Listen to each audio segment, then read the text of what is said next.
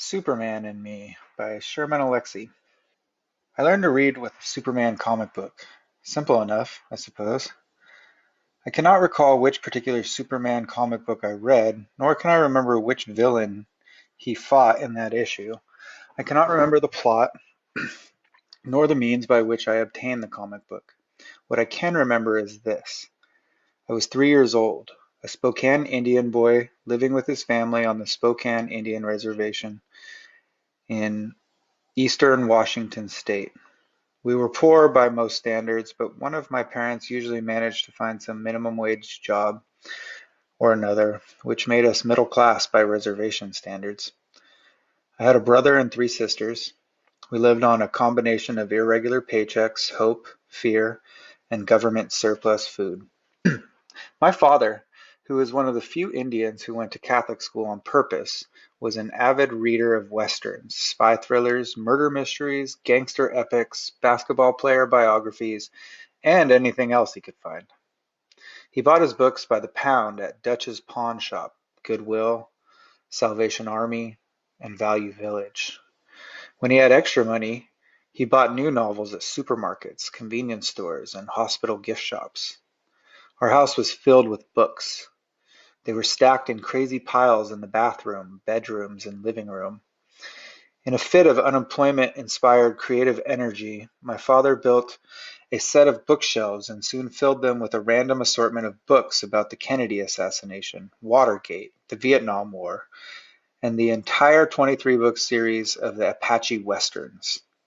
My father loved books, and since I love my father with an aching devotion, I decided to love books as well. I can remember picking up my father's books before I could read. The words themselves were mostly foreign, but I still remember the exact moment when I first understood, with a sudden clarity, the purpose of a paragraph. I didn't have the vocabulary to say paragraph, but I realized that a paragraph was a fence that held words. The words inside a paragraph worked together for a common purpose. They had some specific reason for being inside the same fence. This knowledge delighted me. I began to think of everything in terms of paragraphs. Our reservation was a small paragraph within the United States. My family's house was a paragraph, distinct from the other paragraphs of the Lebrett's to the north, the Fords to our south, and the tribal school to the west. Inside our house, each family member existed as a separate paragraph, but still had genetics and common experiences to link us. Now, using this logic, I can see my changed family as an essay of 7 paragraphs: mother, father, older brother, the deceased sister, my younger twin sisters, and our adopted little brother. At the same time I was seeing the world in paragraphs, I also picked up that Superman comic book. Each panel, complete with picture, dialogue, and narrative, was a three-dimensional paragraph. In one panel, Superman breaks through a door. His suit is red, blue, and yellow. The brown door shatters into many pieces. I look at the narrative above the picture. I cannot read the words, but I assume it tells me that Superman is breaking down the door. Aloud, I pretend to read the words and say, Superman is breaking down the door. Words, dialogue also float out of Superman's mouth. Because he is breaking down the door, I assume he says, I am breaking down the door. Once again, I pretend to read the words and say aloud, I am breaking down the door. In this way, I learn to read.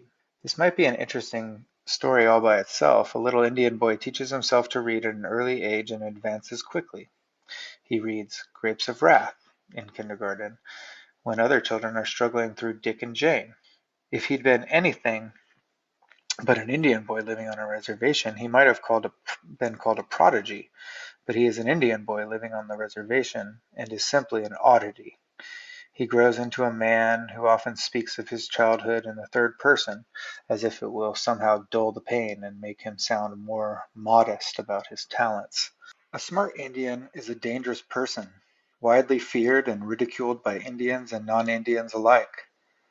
I fought with my classmates on a daily basis. They wanted me to stay quiet when the non-Indian teacher asked for answers, for volunteers, for help. We were Indian children who were expected to be stupid. Most lived up to those expectations inside the classroom, but subverted them on the outside. They struggled with basic reading in school, but could remember how to sing a few dozen powwow songs. They were monosyllabic in front of their non-Indian teachers, but could tell complicated stories and jokes at the dinner table. They submissively ducked their heads when confronted by a non-Indian adult, but would slug it out with the Indian bully who was 10 years older. As Indian children, we were expected to fail in the non-Indian world. Those who failed were ceremonially accepted by other Indians and appropriately pitied by non-Indians. I refused to fail. I was smart. I was arrogant. I was lucky. I read books late into the night until I could barely keep my eyes open. I read books at recess, then during lunch, and in the few minutes left after I had finished my classroom assignments. I read books in the car when my family traveled to powwows or basketball games. In shopping malls, I ran to the bookstores and read bits and pieces of as many books as I could. I read the books my father brought home from the pawn shops and secondhand. I read the books I borrowed from the library. I read the backs of cereal boxes. I read the newspaper. I read the bulletins posted on the walls of the school, the clinic, the tribal offices, the post office. I read junk mail. I read auto repair manuals. I read magazines. I read anything that had words and paragraphs. I read with equal parts joy and desperation. I loved those books. But I also knew that love had only one purpose. I was trying to save my life. Despite all the books I read, I am still surprised I became a writer. I was going to be a pediatrician. These days I write novels, short stories, and poems. I visit schools and teach creative writing to Indian kids. In all my years in the reservation school system, I was never taught how to write poetry, short stories, or novels. I was certainly never taught that Indians wrote poetry, short stories, and novels. Writing was something beyond Indians. I cannot recall a single time that a guest teacher visited the reservation. There must have been visiting teachers. Were they? Where are they now? Do they exist? I visit the schools as often as possible. The Indian kids crowd the classroom. Many are writing their poems, short stories, and novels. They have read my books. They have read many other books. They look at me with bright eyes and arrogant wonder. They are trying to save their lives. Then there are the sullen and already defeated Indian kids who sit in the back rows and ignore me with theatrical precision. The pages of their notebooks are empty. They carry neither pencil nor pen. They stare out the window. They refuse and resist. Books, I say to them. Books, I say. I throw my weight against their locked doors. The door holds. I am smart. I am arrogant. I am lucky. I am trying to save our lives.